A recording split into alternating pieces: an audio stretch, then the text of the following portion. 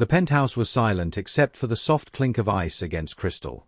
40 floors above the city, a woman stood near the window, her hand trembling against her stomach. And the man she loved was looking at her like she was a stranger who had just broken in. Pregnant? His voice cut through the air like a blade dipped in ice. He laughed, and the sound made her flinch. So how much do you want? She could not move. Could not breathe. The words hung between them, poisonous and irreversible. I am not asking you for anything. Her voice came out steadier than her shaking hands. I came because you deserved to know. He set down his glass, walked toward her slowly, and when he spoke again, his eyes held nothing but contempt. Name your price. 50,000? 100? Let us skip the performance and get to the number. She felt something crack inside her chest. Something that had been fragile to begin with. The man who had traced her face in the darkness, who had whispered that she was the first real thing he had touched in years. That man was gone. Maybe he had never existed at all. I do not want your money, she whispered. Everyone wants money. He smiled, but there was no warmth in it. Do not insult my intelligence by pretending you are different. She walked to the door. Her hand found the handle. And before she left his life forever, she turned back one final time. I am planning to raise my child to be nothing like you. Goodbye, Declan. She never looked back. 8 years later, he would see her across a crowded conference hall. And the two little girls holding her hands would have his eyes. And everything he thought he knew would shatter. Welcome back to another powerful story, my beloved listeners. Kindly tell me where you are watching from and what time it is where you are at. If you are new here, prepare for a story of betrayal, unexpected love, and what truly makes a family. Drop everything and listen closely. This tale of heartbreak and redemption might just change how you view love and family forever. Now let me take you back to where it all began. The night Myra Chen discovered she was pregnant, she sat alone on the floor of her studio apartment bathroom, staring at 2 pink lines that would change everything. The test had cost her $8. $8 she probably should have spent on groceries. But she had needed to know. Some part of her had already sensed the truth, in the way her body felt different, in the exhaustion that clung to her bones no matter how much she slept. She was 24 years old. She worked 2 jobs, one as a nurse's aide at a community hospital, the other as a weekend catering server for events she could never afford to attend. She was 3 semesters away from finishing her nursing degree. And the father of her child was one of the wealthiest men in the city. Declan Ashworth. She had met him 4 months earlier at a corporate gala where she was serving champagne. She remembered the moment clearly, the way he had looked at her when she offered him a glass. Not through her, the way most of the guests did. At her. Like she was a person and not part of the furniture. You look like you would rather be anywhere else, he had said. She had almost laughed. Is it that obvious? Only to someone paying attention. He had smiled then, and something in her chest had shifted. She should have known better. Should have recognized the danger in a man who could make her feel seen with a single glance. But she was young and tired, and so hungry for someone to notice her. They had talked for an hour that night while she was supposed to be working. He had asked her questions about her life, her studies, her dreams. And he had listened, really listened, in a way no one had in years. When her supervisor found her and pulled her back to work, Declan had slipped her his card. Call me, he said. If you want. She had waited 3 days before calling. Some pathetic attempt at dignity. But she had called. And he had answered. And that was the beginning of everything. 4 months of stolen dinners at restaurants she could never afford. 4 months of late-night conversations where he told her about his mother's death, his complicated relationship with his father, the loneliness that lived beneath all his wealth. For months of believing that what they shared was real, that he saw past her circumstances to who she actually was. She had been so naive. The day after the pregnancy test, she called in sick to both jobs. She spent hours rehearsing what she would say to him. In her imagination, he was surprised but supportive. Scared but present. Human. She had believed, stupidly, that love could bridge any gap. The elevator to his penthouse felt endless. Each floor that passed made her heart beat faster. By the time the doors opened into his private foyer, her palms were slick with sweat. He was waiting for her in the living room, standing near his bar with a drink already in hand. The city sprawled behind him through floor-to-ceiling windows, glittering and indifferent. "You sounded serious on the phone," he said. "Is everything okay?" Myra stood just inside the doorway, her hand already moving instinctively to her stomach. She had not planned that gesture. It just happened. "I need to tell you something." He set down his drink, walked toward her slowly. His eyes, that steel gray she had found so beautiful, searched her face. "You are scaring me, Myra." "What is it?" She took a breath. Let it out. And then she said the words that would change both their lives forever. "I am pregnant." The silence that followed was absolute. Declan stood perfectly still, his expression unreadable. Myra watched him, waiting for shock, for fear, for anything human. What she got was a laugh. Low at first, almost disbelieving. Then louder, harsher, filling the room with a sound that made her stomach clench. "Pregnant," he repeated. He turned away from her, walked back to his bar, poured himself another drink with steady hands. "Of course you are." Myra felt the first crack form in her chest. "What does that mean?" "It means I was warned about this." He did not look at her. His voice had gone cold, all the warmth she had believed was real stripped away. "It means my father told me exactly what would happen, and I was stupid enough to think you were different." "Declan, I do not understand." He turned then, and the contempt in his eyes hit her like a physical blow. "How long did it take you to plan this? For months of playing the sweet, genuine girlfriend who never asks for anything? Was that the timeline you calculated would be believable?" She could not breathe. The room was tilting around her. "You think I planned this? What else should I think?" His voice rose. "You are not the first woman who has tried this approach. My family has dealt with this exact situation before. So let us skip the performance and get to the number." She wanted to scream. Wanted to shake him. Wanted to somehow reach the man she thought she knew beneath this cruel stranger. "I came here to tell you because you have a right to know." Her voice was trembling now. "I am not asking you for anything. Everyone wants money." He took a long drink, his jaw tight. "Do not insult my intelligence by pretending you are different." "I am different." "So you said." He laughed again, that horrible sound. "And I believed it. My father warned me about people who see dollar signs instead of a person. I told him you were different too. Guess we were both wrong." Myra felt her hands shaking and clasped them together. She wanted to explain, to defend herself, to make him see. But looking at his face, closed and certain, she realized the futility. He had already decided who she was. Nothing she said would change that.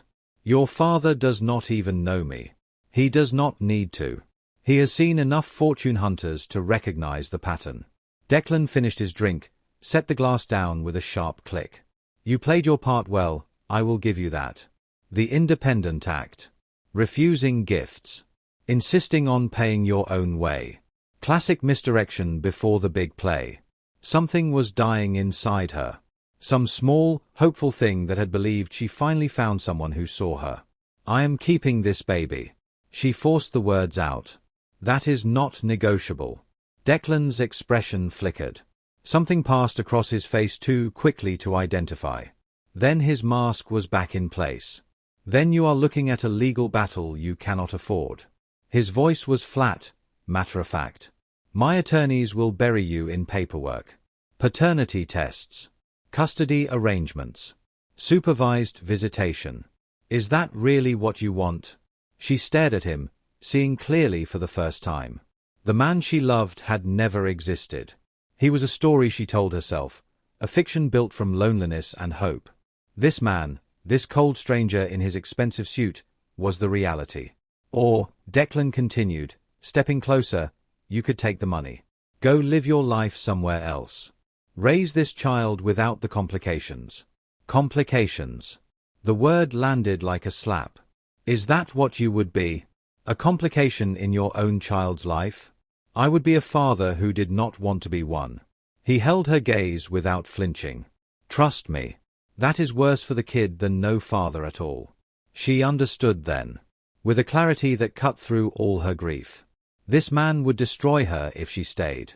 He had the resources, the connections, the ruthlessness. He would make her life hell. And by extension, her child's life too. Myra stood slowly, her decision crystallizing. "You are right about one thing," she said quietly.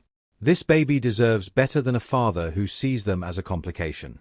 Something shifted in his expression. A crack in the armor. But his voice remained hard. "So you will take the money?" "No." She moved toward the door, each step requiring monumental effort. "I do not want anything from you. Not money. Not lawyers. Not your presence in our lives. You have made yourself perfectly clear." "Wait." He took a step forward. "If you are not taking the money, what exactly are you planning?"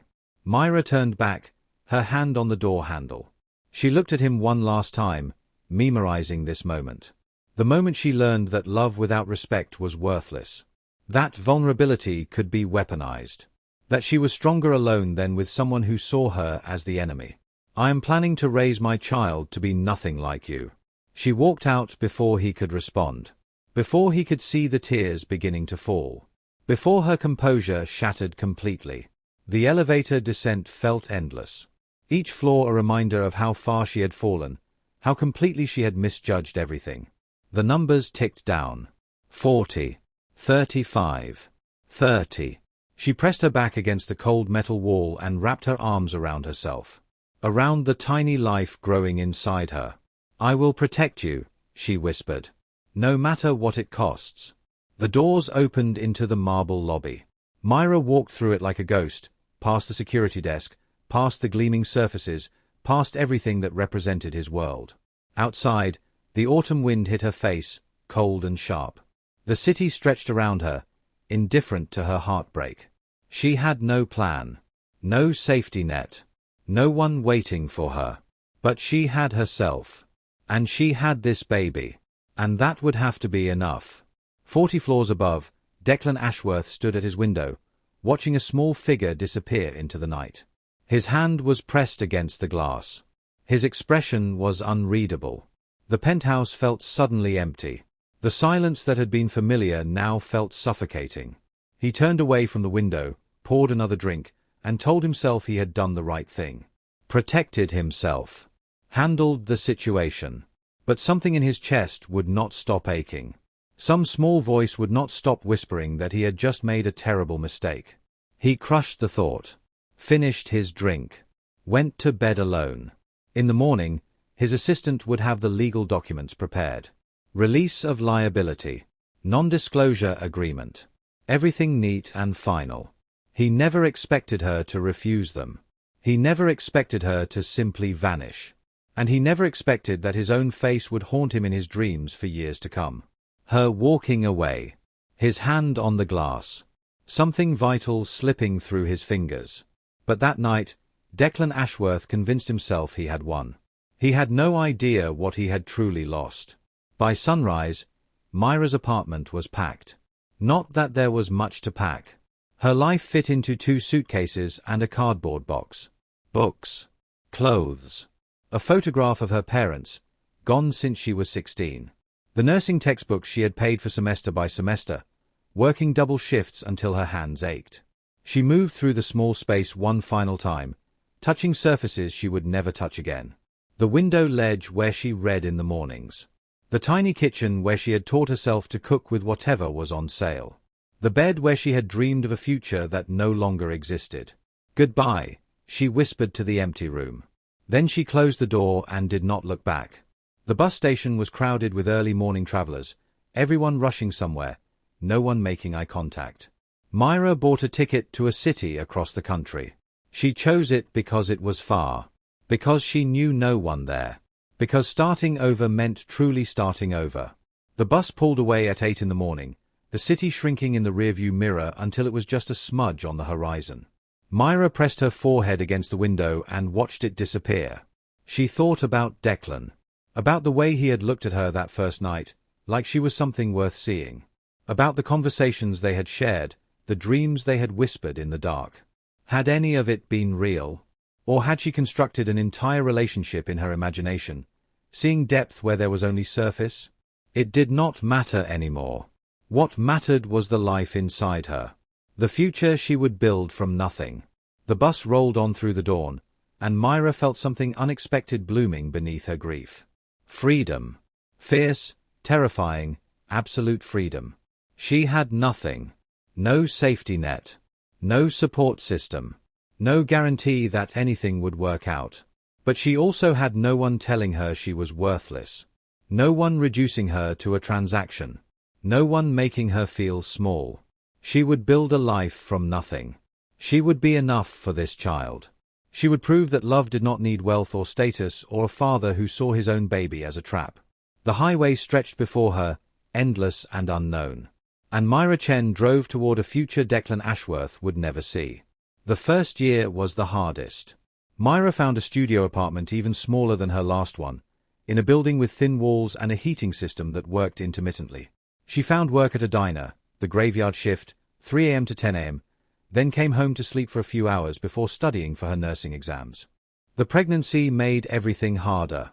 The morning sickness that lasted all day. The exhaustion that no amount of sleep could touch. The way her body changed, week by week, expanding to hold not one life but two. The ultrasound technician had smiled when she delivered the news. Twins. 2 healthy girls. Congratulations. Myra had stared at the screen, at the 2 tiny figures with their flickering heartbeats, and felt her world shift on its axis. 2. The word echoed in her mind for days. 2 cribs. 2 car seats. 2 college funds. 2 futures she would somehow have to build alone. But then she had watched them move. Seen their small hearts beating in unison. And she had fallen completely, irrevocably in love. Her daughters. Her girls. She would protect them with everything she had. The diner manager was a weathered woman named Nell, with silver hair and kind eyes that had seen too much. She noticed when Myra's uniform grew tight. When she started taking extra breaks to sit down. When her ankles swelled and her back ached. "You got people helping you?" Nell asked one night, appearing with a sandwich Myra had not ordered. "Family." Myra accepted the food gratefully. She had not eaten since morning. "Just me." Nell nodded, asked nothing more. That was the thing about people who had struggled. They recognized their own. Helped without making it charity. Weeks passed. Then months. Myra's belly grew larger, her exhaustion deeper. The doctor warned her about stress, about doing too much. She nodded and said nothing about her reality. What choice did she have? She had refused Declan's money. She had made this bed. Now she would lie in it, no matter how uncomfortable. The girls arrived 6 weeks early, in a flurry of panic and pain. Myra remembered very little of the actual birth. What she remembered was Nell at her bedside, holding her hand through contractions. The fluorescent lights of the delivery room. The terrifying moment when they told her the first baby was coming and she was not ready, would never be ready. And then they placed both daughters on her chest. Tiny. Perfect. Their eyes, when they opened, were grey. Storm cloud grey. His eyes, staring up at her from faces that were entirely their own. "You are here," she whispered, tears streaming down her face. "You are finally here." The first baby cried lustily, announcing her presence to the world. The second watched quietly, taking everything in. Already so different. Already themselves. Myra named them Harper and Hazel. Strong names. Names that meant something. Harper for the fierce little fighter who had come out screaming. Hazel for the quiet observer with the old soul eyes. Her daughters. Her reason for everything. The first months were a blur of sleepless nights and desperate exhaustion. 2 babies crying at once. Trying to nurse them both when her body felt emptied out. Learning to function on fragments of sleep, to eat when she remembered, to survive on caffeine and sheer willpower.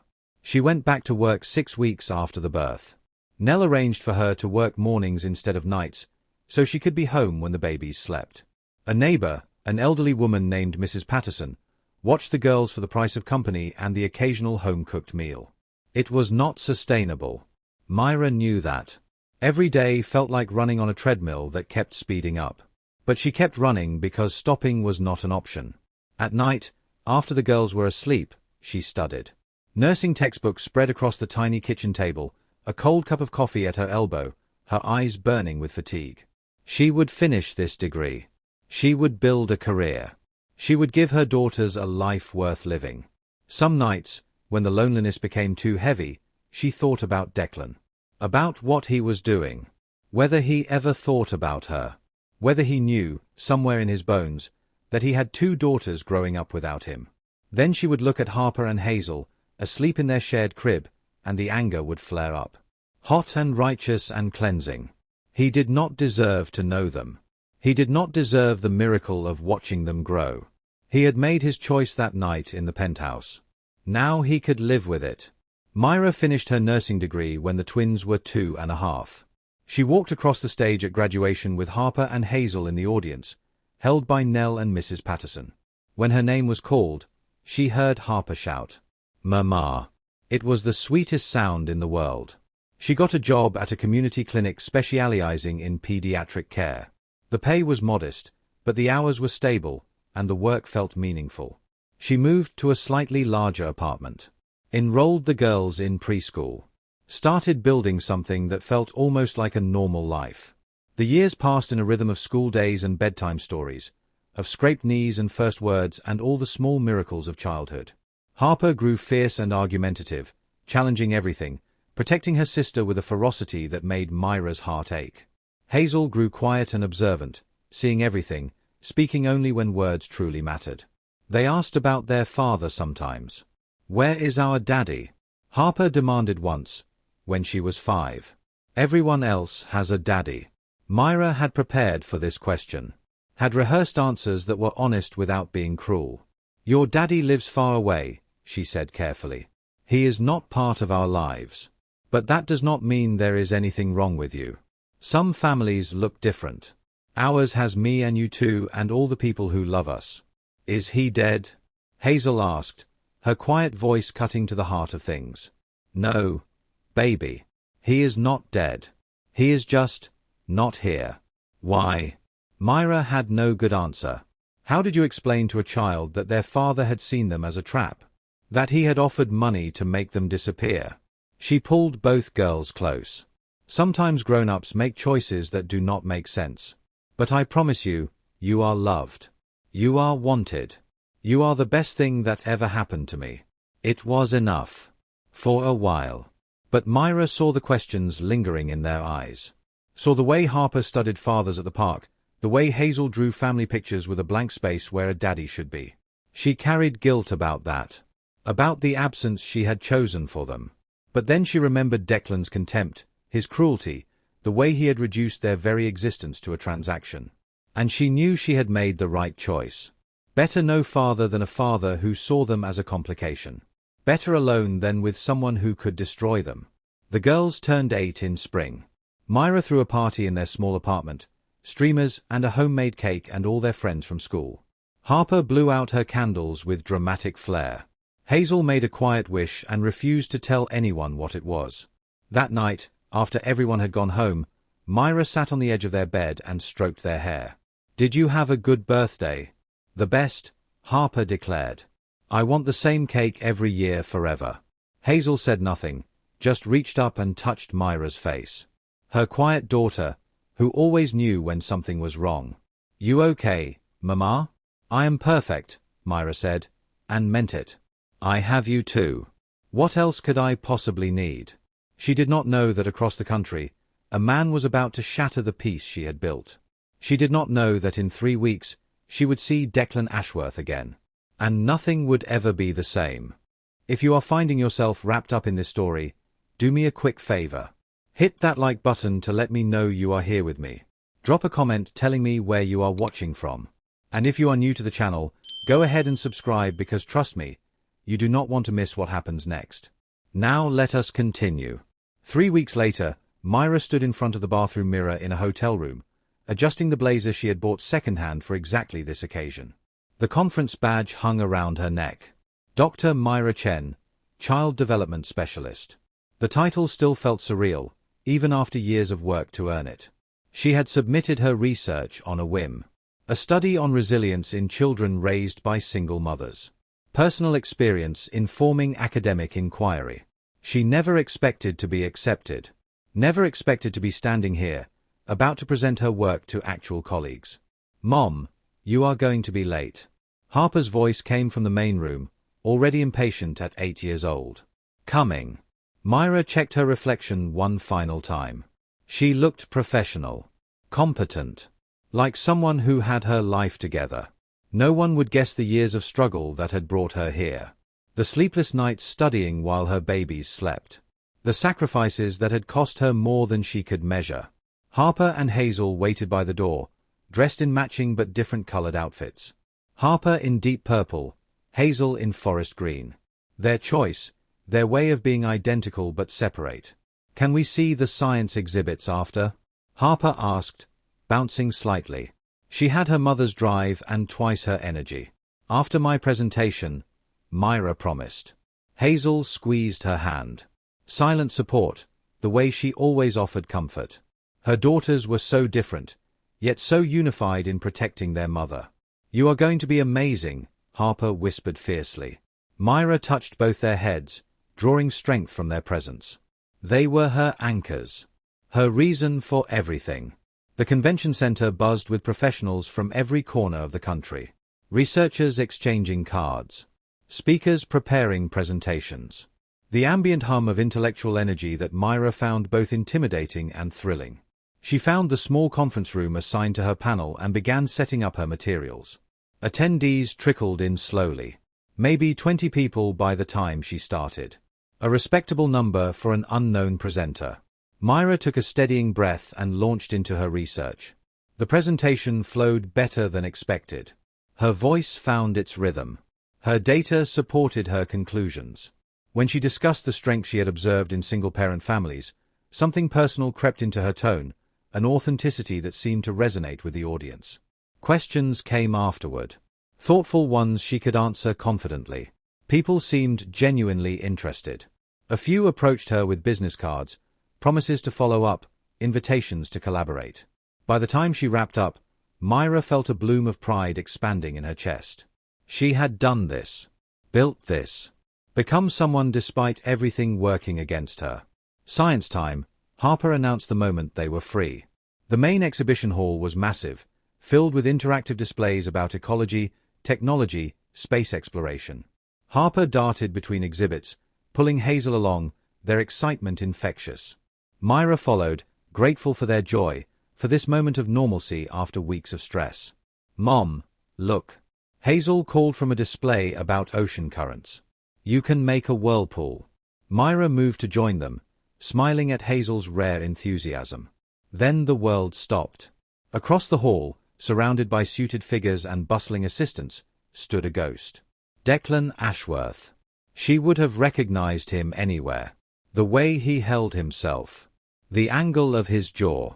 The silver threading through dark hair at his temples that had not been there 8 years ago. He was on a stage at the far end of the hall, giving some kind of keynote speech. Technology innovation. Healthcare systems. Something that did not penetrate the sudden roaring in Myra's ears. 8 years of careful avoidance. 8 years of changing buses when she saw his company logo. 8 years of building a life where he simply did not exist. Shattered in a single glance across a crowded room. Mom. Harper's voice seemed to come from underwater. You okay? Myra could not speak. Memories crashed over her in waves. His sneer. His accusations. The money offered like an insult. But also the moments before. His laugh. His gentleness. The way he had looked at her like she mattered. She grabbed both daughters' hands with desperate urgency. We need to go, she said, her voice tight with barely controlled panic. Now. But we just got here, Harper protested. Now. Something in Myra's tone made both girls obey without further argument. They moved quickly toward the exit, her heels clicking urgently against polished floors. On stage, mid-sentence, Declan Ashworth faltered. Something in his peripheral vision had caught fire in his brain. A flash of movement. A woman's profile. The way she moved, urgent and protective, sent electricity down his spine. He scanned the crowd, lost his place in his speech, recovered awkwardly. The woman was near the back, moving away. Dark curly hair. Elegant posture. Something in the way she carried herself that made his chest constrict. Two small figures flanked her, holding her hands. Children. Girls. Declan's mouth went dry. The words he had been saying evaporated. Someone coughed in the audience, waiting for him to continue. He forced himself to focus. Finished the speech on autopilot. Barely registered the applause. The moment he stepped off stage, he moved toward where he had seen the woman. Gone. Disappeared into the crowd like smoke. Everything all right? His assistant asked, appearing at his elbow. Fine, Declan lied, his heart hammering against his ribs. I need 5 minutes. He walked the exhibition hall, searching, knowing it was impossible but unable to stop. A woman with 2 daughters. Nothing more. Coincidence. His mind playing tricks. Except those children had been the right height. The right age. 8 years old, if his math was correct. And that profile. That walk. Myra. Mr. Ashworth, a conference organizer, grabbed his attention, pulling him toward another obligation. Your next meeting is waiting. Declan went mechanically, but part of him remained suspended in that moment. Searching. Wondering. He would not stop wondering for days. Outside the convention center, Myra bundled her daughters into a taxi, her hands shaking so badly she could barely give the address. Mom, what is wrong? Hazel asked, her perceptive eyes seeing everything Myra tried to hide. Nothing, baby. Just tired. Long day. Harper and Hazel exchanged glances. The twin communication Myra could never fully penetrate. They knew she was lying. They were too smart not to know. But they did not push. Myra leaned her head against the taxi window and closed her eyes. Seeing him had ripped open wounds she thought had healed. Worse, he had been so close to Harper and Hazel. What if he had seen them? What if he had noticed their eyes, those storm-grey eyes that were unmistakably his? The girls looked like her mostly. Her warm brown skin, her curly dark hair, her full mouth. But their eyes. Anyone who knew Declan might notice the resemblance. We are not coming back tomorrow, are we? Harper asked quietly. No, sweetheart. We are going home. But your conference. It is fine. I have done what I came to do. That night in the hotel room, Myra lay awake while her daughters slept, staring at the ceiling. She could run. Pack up again, disappear to another city, another life. She had done it once. She could do it again. But Harper and Hazel had friends now. A school they loved. A home that finally felt like home. Running would traumatize them. Make them feel unsafe. And for what? Declan had made his feelings clear 8 years ago. He had not wanted them then. There was no reason to think he would want them now. Maybe she was overreacting. Maybe he had not seen her at all. Maybe this was just fear, irrational and unfounded, the ghost of an old wound making her paranoid. She would go home. Return to their life. Forget she had ever seen him. Everything would be fine. Back at the convention center, Declan Ashworth stood at his hotel room window, staring out at the city lights. He had searched for 2 hours. Checked registration lists. Asked anyone who might have noticed a woman with 2 children. Nothing. She was a ghost. A figment. A trick of his exhausted mind. Except she was not. He knew what he had seen. That profile. That posture. The urgency in her movements. It was Myra. And those children. His phone buzzed. Vivian. His sister, calling to check in the way she always did. He did not answer. The woman in the crowd haunted him. Those children haunted him. The way Myra had moved, urgent and afraid, made his instinct scream that he was missing something crucial. But what? A ghost from his past? A coincidence? Or something his subconscious recognized that his conscious mind refused to acknowledge? Declan poured himself a drink, tried to focus on paperwork, failed completely. Across the city, Myra held her daughters while they slept, memorizing their faces, reminding herself why she had stayed away. Tomorrow they would go home. Back to their safe, small life. Back to pretending Declan Ashworth did not exist. Except now she knew he was out there, real and close. And somehow that changed everything. Neither of them slept well that night. And neither of them knew that the collision they had both feared was only just beginning. The file arrived on Declan's desk 3 days later. He had not been able to let it go. The moment he returned from the conference, he had called his head of security, demanded the complete attendee list. Every registrant, every presenter, anyone who matched the description of the woman he had seen. There were hundreds of names, thousands of faces in badge photographs. But Declan knew exactly who he was looking for. He found her on page 47.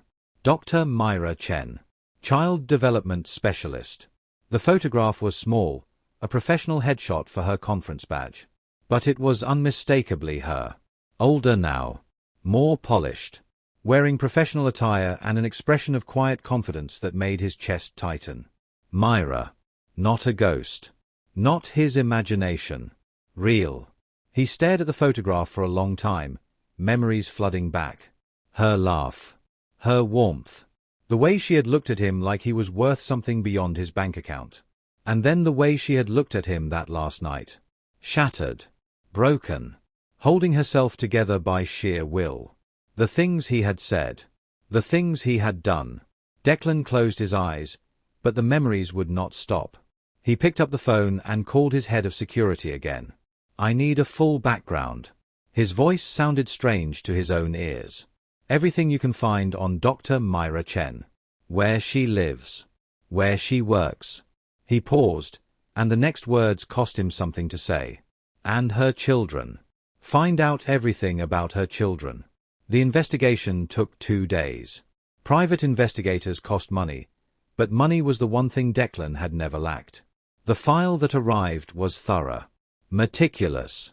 Devastating. Myra Chen. Age 32. Pediatric nurse at a community health clinic. Single mother. Modest apartment in a quiet neighborhood. 2 daughters. Harper and Hazel Chen. Age 8. No father listed on any documents. Honor students, both of them. Harper on the debate team, already winning competitions. Hazel in the art club, her work displayed in the school lobby. Declan read the file 3 times, his hands shaking more with each pass. The timeline was undeniable. 8 years old. Conceived during their relationship. Born months after she walked out of his life. There were photographs included. School pictures from the previous year. 2 girls, identical except for different smiles. Harper's grin wide and challenging. Hazel's gentle and observing. Their eyes stared out at him from the photographs. Storm gray. His mother's eyes. His eyes. Unmistakably, impossibly, undeniably his. Declan set down the file and pressed his hands against his face. These were his daughters. No paternity test needed. He knew it bone deep, the same way he had known Myra in the crowd. The same instinctive certainty that had driven him to search for her. His daughters. Who did not know he existed. Who had grown up without him. Who had been raised by a mother he had accused of being a gold digger and thrown out of his life. The realization crashed over him in waves. First came rage. How dare she keep this from him? How dare she steal 8 years of his children's lives? He had rights. He was their father. She had no authority to erase him from their existence. But beneath the rage, something else stirred. Something that felt dangerously like guilt. The memory of that night surfaced, unwelcome and vivid. Her face when he accused her. Shattered, not scheming. Wounded, not calculating. The things he had said. Name your price. Sign the documents. Disappear. And she had. She had done exactly what he demanded. Refused his money. Walked away. Built a life where he did not exist. Not because she was running a con. Not because she was after his wealth. Because he had been cruel. And she had believed him. Declan stood abruptly, pacing his office like a caged animal. The walls felt like they were closing in. The air felt thick and unbreathable. His sister's voice echoed in his memory. What reasons justified calling her a liar and throwing her out? He had no answer.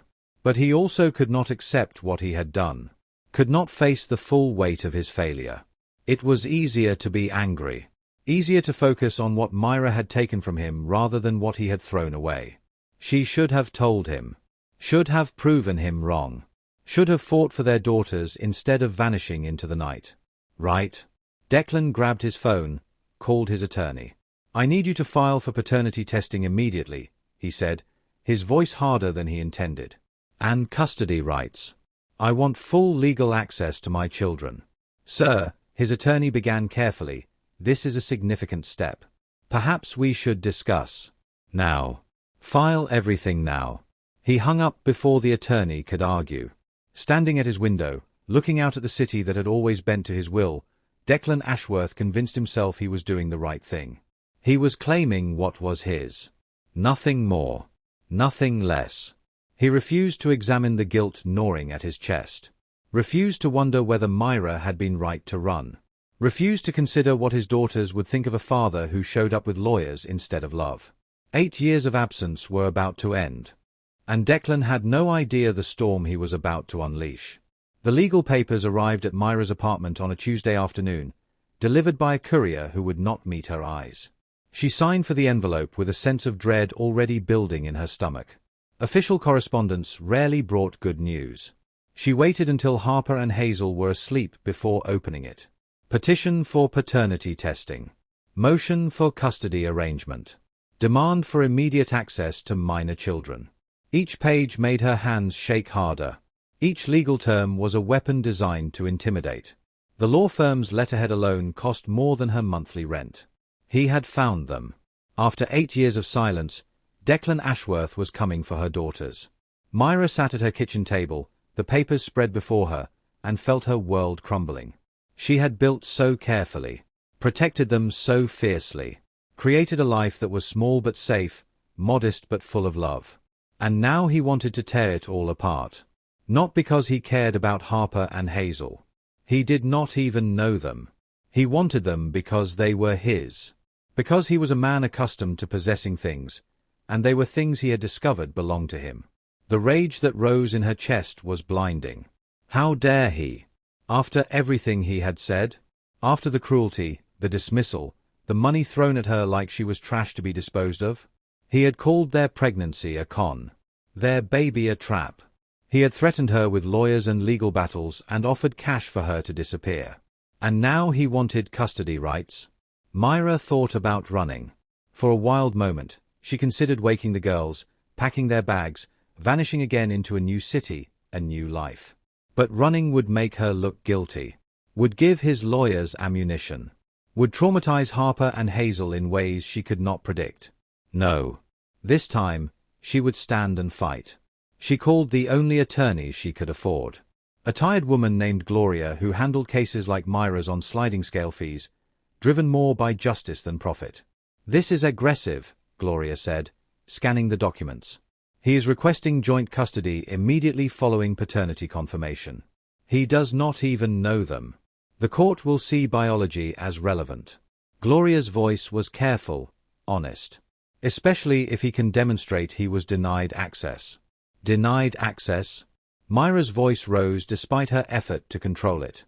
"He told me to disappear. He offered me money to make his problem go away. Can you prove that?" Myra's blood went cold. There were no recordings. No witnesses.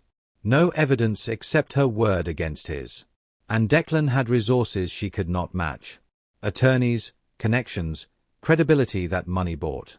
"We need to prepare for the paternity test," Gloria continued gently. "It is court-ordered, so refusal is not an option. After that, we fight the custody arrangement." Myra nodded, unable to speak past the tightness in her throat. After Gloria left, she sat alone in her dark kitchen, trying to breathe. How did she explain this to her daughters? How did she tell them that the father they had wondered about was suddenly demanding access? That the man who had rejected them before birth now wanted to be part of their lives? The answer was she could not. Not yet. Not until she understood what she was facing. But as she sat in the darkness, Myra made another promise. She would not let Declan Ashworth hurt her daughters. Not the way he had hurt her. Not ever. Whatever it took, she would protect them. Even if it meant going to war. And across the city, a man sat in his penthouse, convincing himself that war was the only option. Neither of them ready for the battle ahead. Neither of them knowing that their daughters would be caught in the crossfire. And neither of them understanding that some wars destroyed everyone involved, victors and vanquished alike. But they were about to learn. The hardest conversation of Myra's life happened on a Thursday evening, 3 days after the legal papers arrived. She had spent those 3 days in a fog, going through the motions at work, helping with homework, making dinners that she barely tasted, all while her mind raced through possibilities, strategies, fears. But she could not keep this from Harper and Hazel. The paternity test was scheduled for Monday. They would have questions. They deserved answers. She waited until after dinner, when the dishes were done and the apartment was quiet. The girls were on the couch, Harper reading a book about space exploration, Hazel sketching in her ever-present notebook. "I need to talk to you both about something important." They looked up immediately, sensing the weight in her voice. Harper set down her book. Hazel closed her notebook. They moved closer together on the couch, a unified front, the way they always did when they sensed trouble. Myra sat across from them, her hands clasped to hide their trembling. "This is about your father." The words landed like stones in still water. Harper's expression went carefully blank. Hazel's eyes widened slightly, but she said nothing. "You know I have told you that he lives far away. That he is not part of our lives." Myra took a breath, choosing each word with painful precision. "But there are things I have not told you. Things I need you to understand now." "Why now?"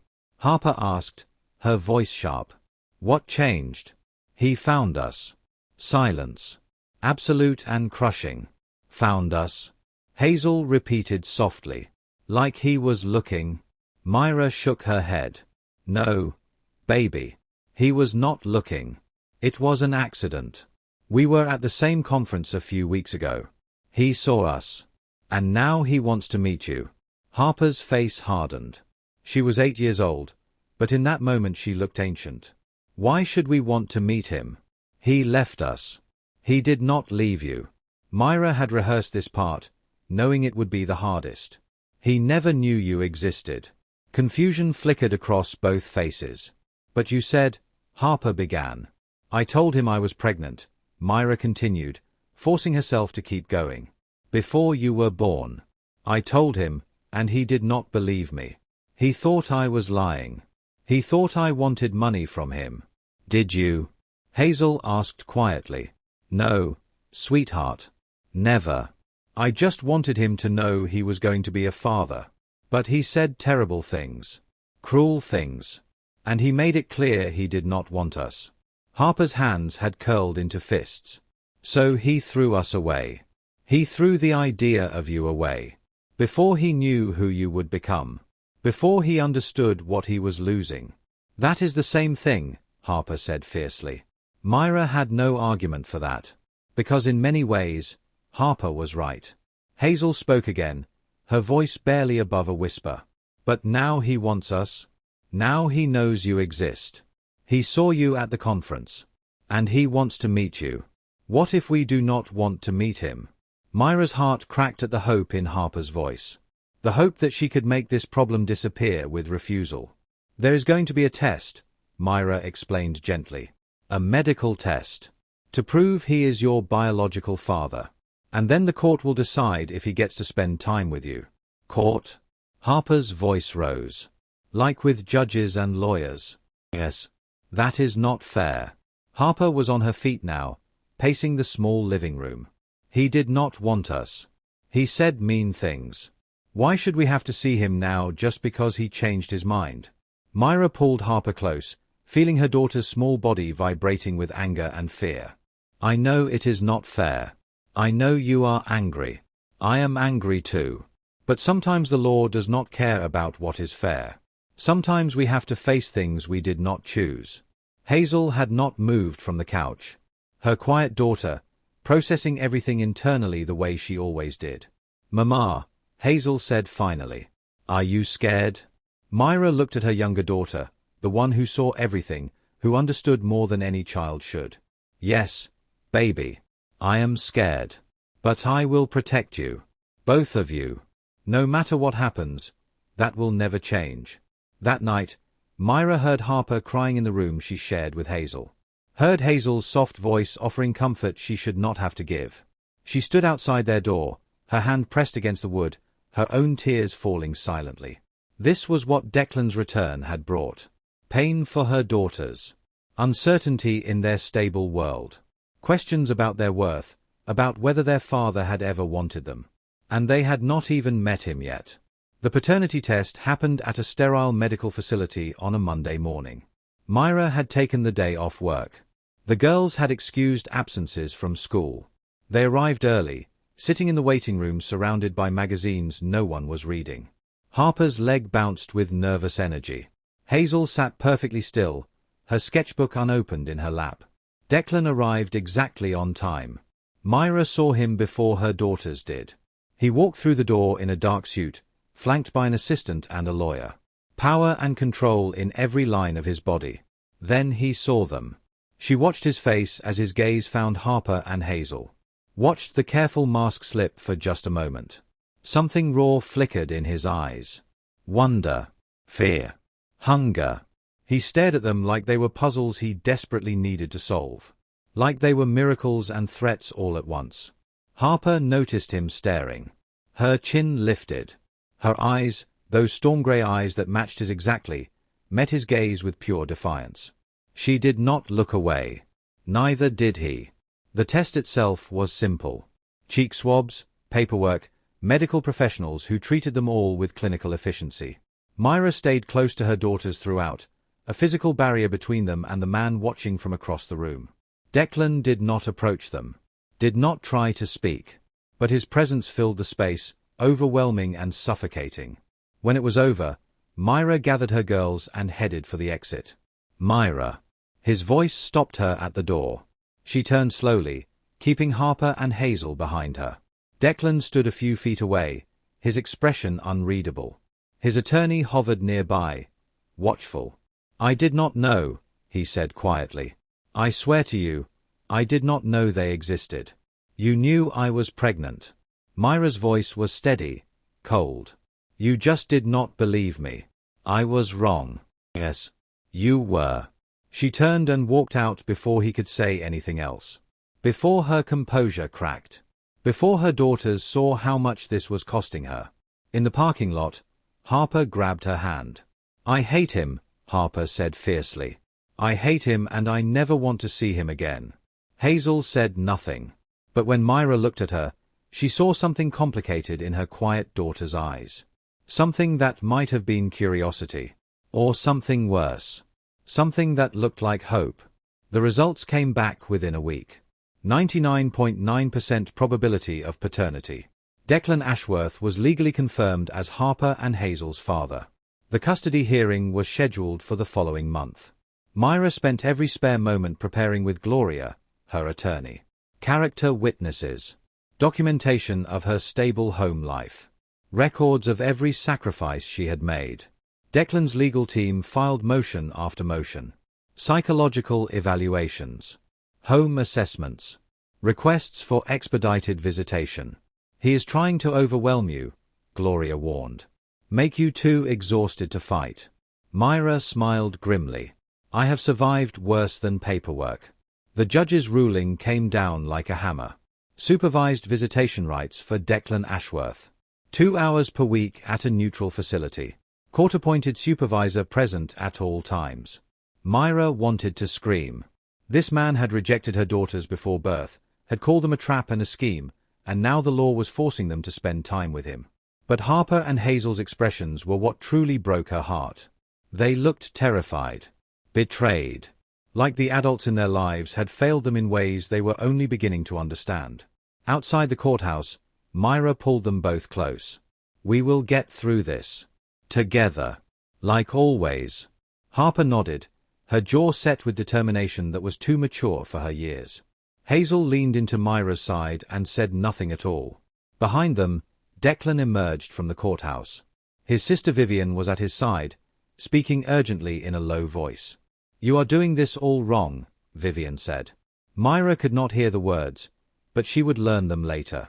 You are forcing yourself on children who do not want you. That is not fatherhood. That is tyranny.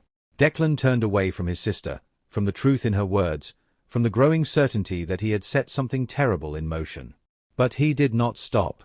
And the first visitation was scheduled for Saturday. Now, before we continue, I need you to do something for me. If this story has you in your feelings, if you are invested in what happens to Harper and Hazel, hit that subscribe button right now. We are building a family here, and I want you to be part of it. Drop a comment telling me what you would do if you were in Myra's position. And make sure that notification bell is on so you never miss a story. Now let us see what happens when Declan meets his daughters for the first time.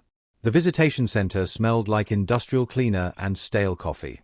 Fluorescent lights hummed overhead. Uncomfortable chairs lined the walls of a waiting room designed to be functional, not comforting. Myra sat with Harper and Hazel, holding both their hands. Harper's grip was fierce, almost painful.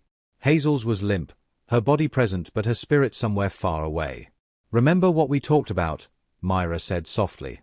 You do not have to talk if you do not want to. You do not have to hug him or touch him. Just be there.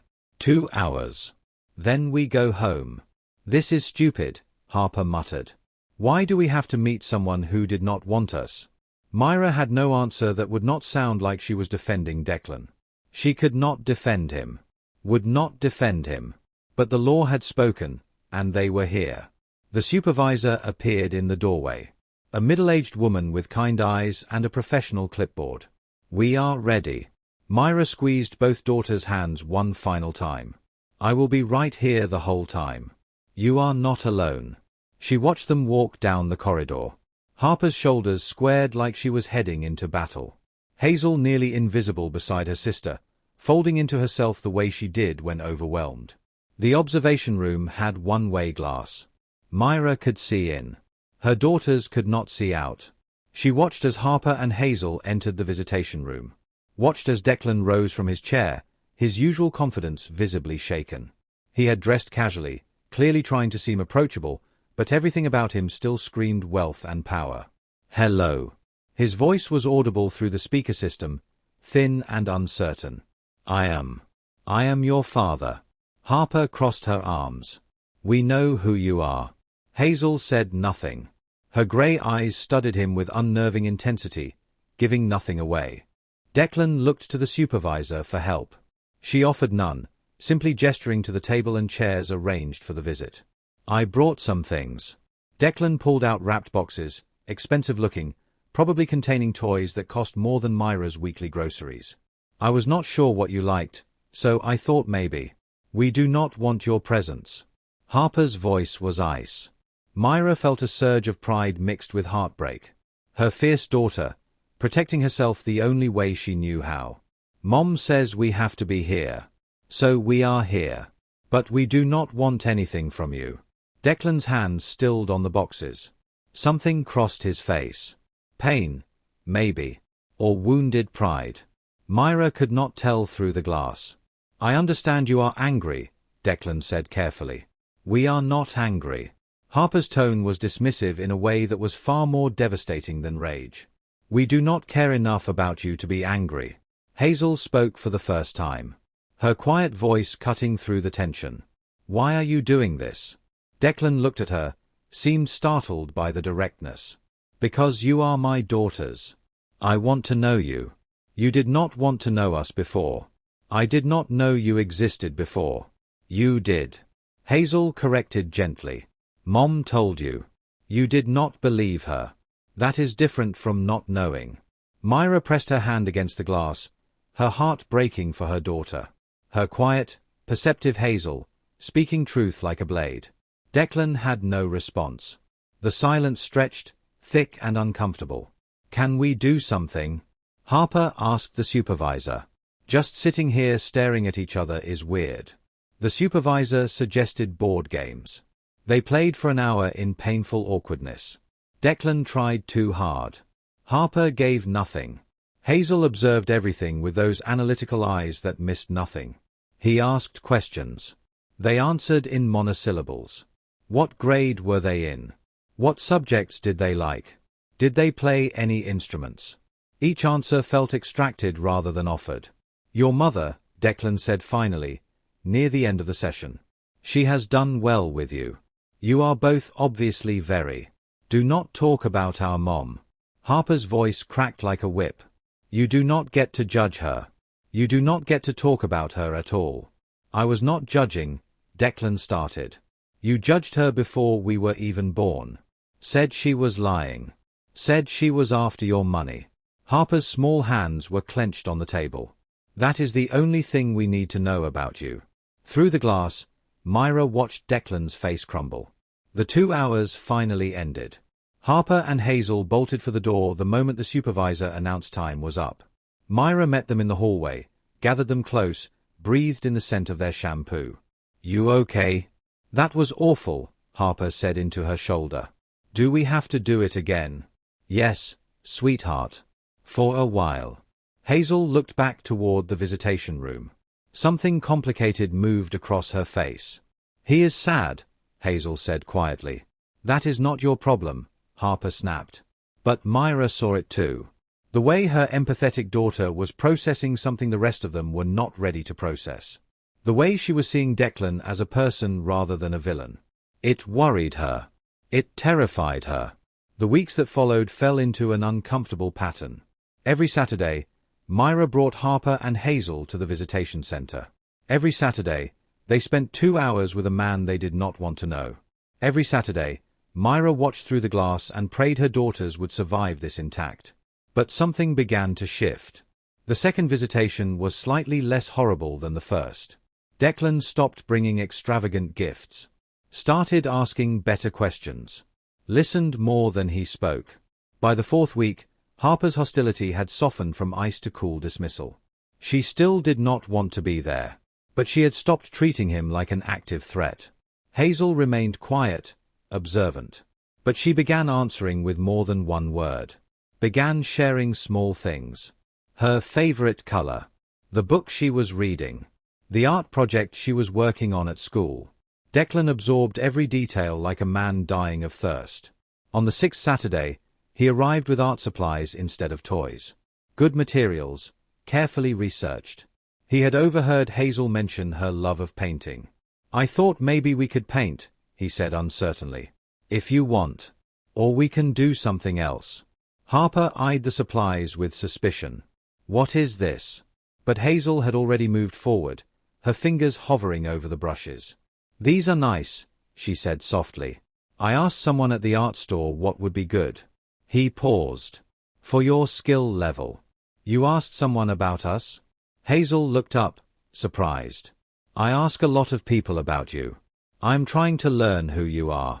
Harper still looked dubious. But Hazel had opened the paints, unable to resist. And slowly, reluctantly, Harper joined them at the table. They spent the session painting. Awkward at first, then easier as the creative work distracted from the forced interaction. Declan, it turned out, was terrible at painting. You are really bad at this, Harper observed. Her voice was not kind. Exactly. But it was not hostile either. Almost amused. I am very bad at this, Declan agreed. What am I even painting? It looks like a sad blob, Hazel offered. It is supposed to be a sunset. Both girls laughed. Together. At him. It was the first time they had laughed in his presence. Through the glass, Myra felt something complicated stir in her chest. Watching her daughters smile, even reluctantly. Watching Declan's face light up at the sound. She did not want to feel this. Did not want to see him as anything other than the man who had hurt her. But her daughters were beginning to thaw. And she did not know what that meant for any of them. When the session ended, Hazel asked if she could take her painting home. Of course, Declan said, helping her pack it carefully. It is beautiful. You have real talent. Next week, Harper said grudgingly. Maybe we could do something I like. If you want. Declan's expression shifted. Hope, carefully contained. What do you like? Puzzles. Logic problems. Stuff that is actually hard. I can do hard. We will see. But there was less hostility in Harper's voice. A door cracking open, just barely. That night, Hazel hung her painting on their bedroom wall. A sunset, competent and lovely. Something she had created during time with her father. Myra stared at it for a long time after the girls fell asleep. Declan Ashworth was becoming real to her daughters. No longer just the villain of their story. A person. Complicated and trying. She did not know if that was healing or danger. She did not know anything anymore. Weeks turned into months. The visitations continued, each one slightly easier than the last. Declan learned their rhythms. Harper needed intellectual challenge and respected directness. Hazel needed space and gentleness. He started showing up with logic puzzles for Harper. Spent sessions watching her dismantle problems with ferocious intelligence, then celebrating her victories without condescension. "You are smarter than me," he told her one afternoon. "Obviously," Harper replied. But something in her voice had softened. She was starting to enjoy beating him. For Hazel, he brought sketchbooks and quality pencils. Sat quietly while she drew, occasionally asking about her art without prying. Let her share at her own pace. One Saturday, Hazel brought her main sketchbook to show him. "I want you to see something," she said. The pages were filled with drawings of their life. Their apartment. Myra reading by lamplight. Harper laughing. Everyday moments rendered with surprising skill. "These are beautiful," Declan said softly. "This one is my favorite." She turned to a drawing of Myra at their kitchen table. Exhausted. Her head in her hands. But light coming through the window, falling across her face. Struggle and hope in one image. "Your mother is incredibly strong," Declan said. "She had to be. Because you were not there." The words were not accusatory. Just factual. They hurt more for their simplicity. "She still carries everything alone," Hazel continued. "Her hands shake sometimes. When she thinks we are not looking." Declan's chest tightened visibly. Through the observation glass, Myra pressed her hand against the window, not knowing whether to be angry or moved. "What can I do?" Declan asked. Hazel looked at him with eyes that saw too much. "I do not know. But watching her struggle when you have so much feels wrong." The observation stayed with Declan long after the session ended. He tried to help. Approached Myra after the next exchange.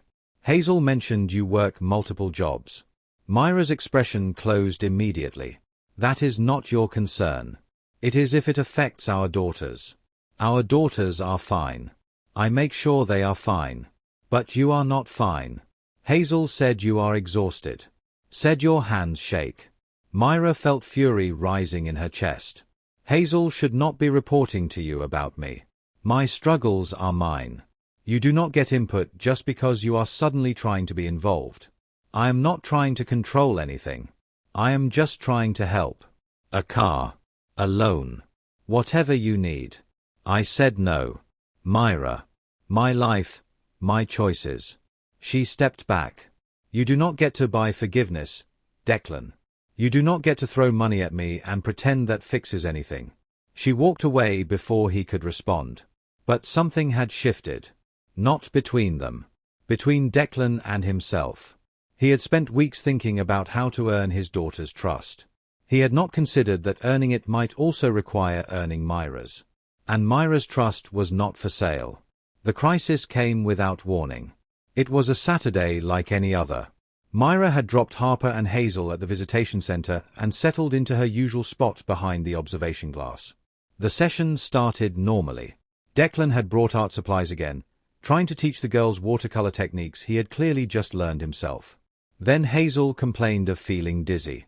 Myra straightened in her chair, watching through the glass as Hazel pressed her hand to her forehead. "I do not feel good," Hazel said. Before anyone could respond, she swayed. Her face went pale.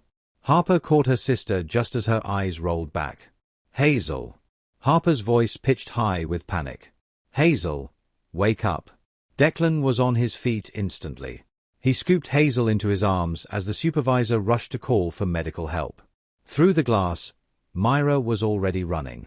She burst into the visitation room to find Declan holding her daughter, Hazel's small body frighteningly limp against his chest. "What happened?" Myra demanded, pulling Hazel from his arms. I do not know. She said she was dizzy and then she just. Hazel's forehead was burning. Fever, spiking fast. Too fast. The ambulance arrived in minutes. Myra rode with Hazel, holding her daughter's hand, whispering reassurances she did not believe. Harper came with Declan in his car, her face pale and tear-stained. At the emergency room, everything became a blur of doctors and tests and terrifying words. Possible meningitis. Lumbar puncture. Antibiotics as a precaution. Myra did not leave Hazel's side. Not when they drew blood. Not when they performed the spinal tap that made Hazel cry in pain. Not when the hours stretched endless and the answers refused to come. Declan stayed too. He waited in the hallway with Harper, bringing coffee no one drank, keeping her company when Myra could not be in two places at once. At some point, Harper climbed into the hospital bed next to her sister. Curled around Hazel like she could protect her with sheer proximity. She has to be okay, Harper whispered. Tell me she is going to be okay. Myra had no promises she could honestly make. So she held both her daughters and prayed to whatever force might be listening. In the waiting room, Declan sat with his head in his hands. Vivian arrived an hour later, summoned by texts he barely remembered sending. This is your worst fear, Vivian said quietly, sitting beside him. Losing them before you really have them. I cannot lose them. Declan's voice broke on the words. Any of them. He looked up, and Vivian saw something in his face that surprised her. Even Myra, he continued. If something happened to her. If I had not been here today. If she had to face this alone because I... But he could not finish. The weight of 8 years pressed down on him. Every moment he had missed. Every crisis Myra had faced without support. Every time his daughters had needed a father and found only absence. This was what he had cost them. This was what his cruelty had created. The doctor finally emerged with news at 3 in the morning. Not meningitis. A severe viral infection. Frightening symptoms, but treatable. Full recovery expected with rest and fluids. The relief nearly brought Myra to her knees. Hazel opened her eyes an hour later, groggy but coherent. Mama. I am here, baby. Myra pressed her forehead to Hazel's. I am right here. You are going to be fine. I had a bad dream. I know. But you are awake now. Everything is okay. Harper was asleep beside her sister, one hand fisted in Hazel's hospital gown. She did not wake, but she shifted closer, as if even in sleep she needed to know Hazel was still there. Myra looked up to find Declan in the doorway. He looked destroyed. Wrinkled suit, hollow eyes, the polished exterior completely stripped away. I should let you rest, he said quietly. I just wanted to make sure she was. He could not finish. His voice broke on the words. Myra studied him in the dim hospital light. The man who had shattered her standing in the doorway, looking at her daughters like they were everything. Thank you, she said. The words surprised them both. For being here. For staying. I was terrified. So was I. They stood in silence for a moment. The space between them still vast, but somehow less insurmountable. Go home, Myra said finally. Get some rest. I will call you when she wakes up again. Declan nodded. Hesitated. I am sorry. She waited. She had heard his apologies before. They meant nothing without context. For what I said that night, he continued. For not believing you. For every moment in the past 8 years when you carried everything alone. I am sorry for all of it. Your sorry does not change anything. I know. But I need you to hear it anyway. He looked at their daughters, sleeping tangled together in the hospital bed. They are extraordinary, Myra. You did that. You gave them everything I should have helped with, and you did it alone. I will never forgive myself for that. Good. But the word was not as sharp as she meant it to be. Something in her had shifted during the long hours of fear. Seeing Declan pace the waiting room. Watching him bring Harper crackers and juice when she was too scared to eat. Holding her daughter's hand while he held their daughter's future in his helpless, desperate prayers. He was not the same man who had thrown her out of his penthouse. Or maybe he was, but he was also something else. Someone trying to become better. Someone failing and trying again. It was not forgiveness. But it was something. Good night, Declan. Good night. He left. Myra settled back into the chair beside Hazel's bed, her hand finding her daughter's. The night stretched on. The monitors beeped steadily. And somewhere in the darkness, something that had been frozen for 8 years began, very slowly, to thaw.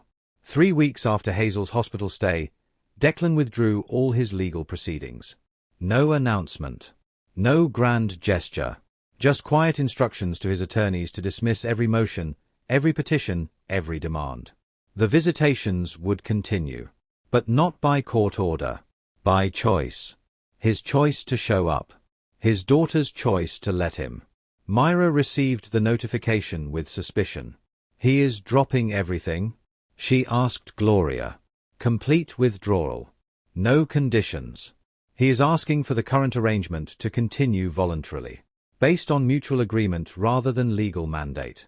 Myra did not understand. This was not how men like Declan operated. They did not surrender power, did not relinquish control, unless something had changed. She watched, over the following weeks, as Declan continued to show up. Every visitation. Every time. Never late. Never unprepared. The dynamic shifted now that there was no court order. The girls could refuse to see him if they wanted. But they did not refuse. Harper still challenged him at every turn, but with something almost like affection beneath the friction. Hazel shared more of herself, her art, her thoughts, her quiet observations. They were choosing him. Tentatively. Cautiously. But choosing. One evening, after a visitation that had actually involved laughter, Harper said something that stopped Myra's heart. He is not as bad as I thought. Myra looked at her fierce daughter, this child who had spent months preparing to hate her father forever. What makes you say that? Harper shrugged. He actually listens. And he is terrible at puzzles, but he keeps trying. And when Hazel was sick, he stayed the whole time. He did not leave. That does not mean you have to forgive him. I know. Harper was quiet for a moment. But maybe I do not have to hate him either. Hazel, predictably, had processed everything differently. He loves us now, she said one night, as Myra tucked her into bed. I can tell. He looks at us like we are real. Myra smoothed her daughter's hair. How does that make you feel? Hazel considered the question with her usual gravity. Strange. Like something that was missing clicked into place. But also scary. What is scary about it? Hazel's grey eyes met hers. What if he stops? What if he decides he does not want us again? Myra's heart clenched. She wanted to promise that would never happen. But she could not make promises for Declan. Could not guarantee he would not break their hearts again. If he stops, she said carefully, then he was never worth your love in the first place. But you will always have me. That will never change. Hazel nodded, seeming to accept this. Mama, do you still hate him? Myra thought about the question. Really thought about it. I do not know, she admitted. I hated what he did. I hated how he made me feel. But hate takes a lot of energy. And I think I am too tired for it now. Maybe that is what forgiveness feels like, Hazel said. Being too tired to hate anymore. Myra had no response to that. Her 8-year-old, saying things that sounded like ancient wisdom. Maybe it was. The months continued to pass. Declan's relationship with his daughters deepened in ways Myra had not expected. He started attending their school events. Sitting in the audience at Harper's debate competitions, cheering louder than was strictly appropriate. Showing up at Hazel's art shows, studying her work with genuine appreciation. He still made mistakes. Still sometimes pushed too hard or said the wrong thing. But he apologized when he failed. Adjusted. Tried again. And slowly, impossibly, he started to feel less like an intruder and more like family. The night that everything finally shifted happened on an ordinary Tuesday. Myra's ancient car had finally given up the ghost. She stood in the parking lot of her apartment building, staring at the dead engine, calculating costs she could not afford. Her phone rang. Declan. She almost did not answer. But some instinct made her pick up. I heard about your car. His voice was careful. Vivian mentioned it. Can I help? No. Myra, please. Not money. Just let me drive you to work until you figure something out. For the girls, so their lives are not disrupted. She wanted to refuse. Every instinct screamed to reject his assistance. But she was tired. So tired of carrying everything alone. And the girls needed stability more than she needed pride. Fine. Just until I handle it myself. Just until then. He drove her to work for the next 2 weeks. Picked her up after shifts. Never commented on her exhaustion or the state of her second-hand scrubs. Never tried to fix things with money or advice. He just showed up. Present. Reliable. Asking nothing in return. On the last day before she picked up a replacement car, Myra turned to him. Thank you. For the rides. You did not have to. Yes, I did. He paused. You are the mother of my children. Helping you helps them. Something in his voice suggested more. That helping her mattered to him beyond their daughters. Myra looked at him in the dim light of his car. Really looked at him. The man who had broken her, now sitting quietly in her apartment parking lot, asking for nothing. I do not know if I can ever forgive you, she said. I know. What you did that night. It broke something in me. Something I rebuilt differently. Harder. I know that too. So where does that leave us? Declan was quiet for a moment. It leaves us here, he said finally. 2 people who share something important. 2 people trying to do better. I am not asking for forgiveness, Myra. I am not sure I deserve it. I am just asking for the chance to keep showing up. For them. And maybe, eventually, for you to see me as someone who changed. Myra stepped out of the car. Good night, Declan. Good night. She walked into her building, and she did not look back. But something had shifted. Some final wall had cracked. Not forgiveness. Not love. Something harder to name but perhaps equally precious. Hope. The twins turned 9 on a spring afternoon that felt almost like a miracle. Myra threw a party in the backyard of their apartment building. Streamers and homemade cake and all the friends who had become family over the years. Nell came, silver-haired and beaming, still bringing food like she had when Myra was pregnant and starving. Gloria, her attorney, who had become a friend. Neighbors and teachers and the community that had held them when no one else would. And Declan. He arrived with Vivian, carrying a gift he had clearly agonized over. Not too expensive. Not trying to buy affection. A high-quality sketchbook for Hazel and a logic puzzle set for Harper that had taken him 3 days to find. The girls greeted him with casual ease. Something that would have been impossible a year ago. You came, Harper said, almost surprised. Of course I came. Declan looked at his daughters, these miraculous humans he had almost lost forever. I would not miss it. Hazel hugged him. Quickly, almost shyly. But she hugged him. Myra watched from across the yard, feeling something unlock in her chest. Vivian appeared at her side. He is different, Vivian said. Because of them. Because of you. I did not change him. No. But you gave him the chance to change himself. That matters. Myra watched Declan laugh at something Harper said. Watched him crouch down to look at a drawing Hazel wanted to show him. Watched him exist in her daughters' lives like he belonged there. Maybe he did. Maybe belonging was something you earned, not something you were given. Later, after the cake and the presents and the chorus of happy birthday, Myra found herself alone with Declan in the quiet kitchen.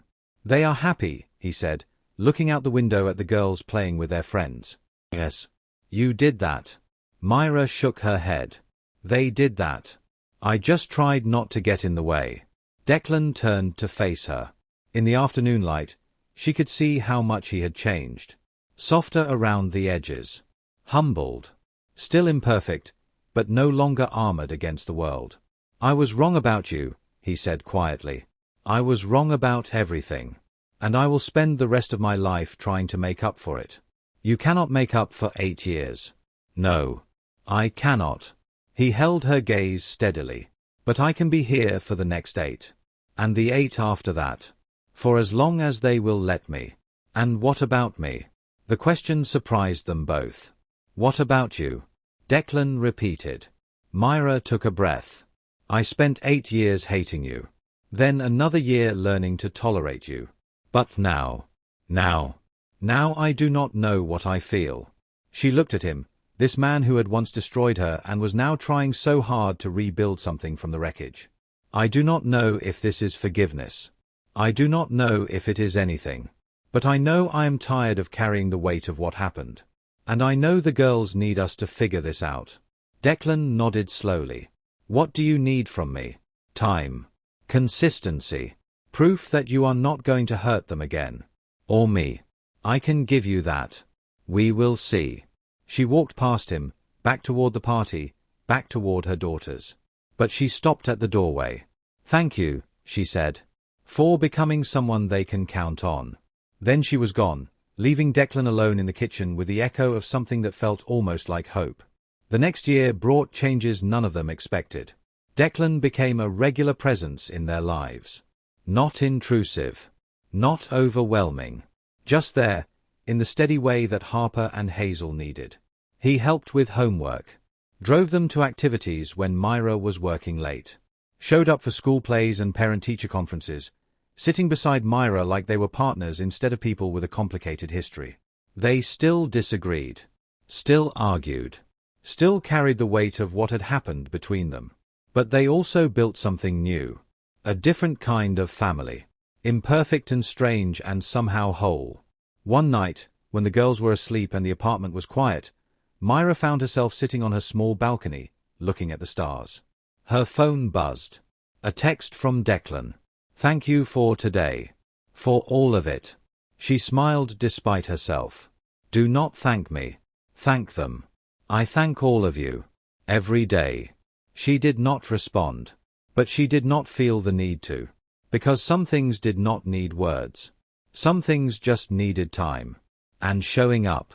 And the willingness to become someone worthy of the people you had hurt. Declan was still becoming. Still proving himself.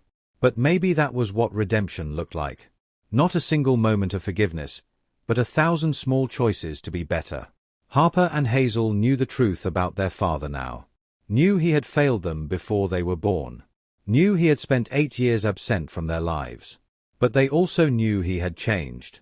Knew he showed up now, every time, without fail. Knew he loved them in ways he had not known how to love before. Mom, Harper asked one day, do you think people can really change? Myra considered the question. I think people can choose to be different. And if they make that choice over and over, eventually it becomes who they are. Do you think Dad chose to be different? Myra looked at her fierce daughter, no longer filled with hatred, just curiosity. I think he is still choosing. Every day. And so far, he is choosing well. Harper nodded, satisfied. That night, Myra lay in bed and thought about the strange journey that had brought her here. A penthouse confrontation that had shattered her world. A bus ride across the country with nothing but hope. Years of struggle and sacrifice and love poured into 2 tiny humans who had become her entire universe. And now, impossibly, a family that included the man who had once tried to throw her away. Life was strange. Painful and beautiful and utterly unpredictable. But she had survived it all. Built something real from broken pieces. And maybe that was the lesson. Not that love was easy. Not that forgiveness erased pain. But that people could choose to be better. And that families came in all shapes, even shapes that started with shattered trust and cruelty. Myra closed her eyes, and for the first time in years, she felt something like peace. The future was uncertain. It always was. But she was not alone anymore. And that made all the difference. If you have made it this far, I need you to know something. This story, it was for you. For everyone who has ever been underestimated. For everyone who has been told they were not enough. For every single parent doing the impossible every day. You are enough. You have always been enough. Now before you go, I want you to drop a comment telling me how this story made you feel. Share it with someone who needs to hear that redemption is possible. And if you are not subscribed yet, what are you waiting for? Hit that button so you never miss another story. Remember, my beautiful family, it is never too late to become someone worthy of the people you love. It is never too late to show up. Until next time, stay blessed, stay strong, and keep believing in the power of second chances. This has been Tales of Desire with Mr. Walker. Thank you for being here with me. And I will see you in the next story.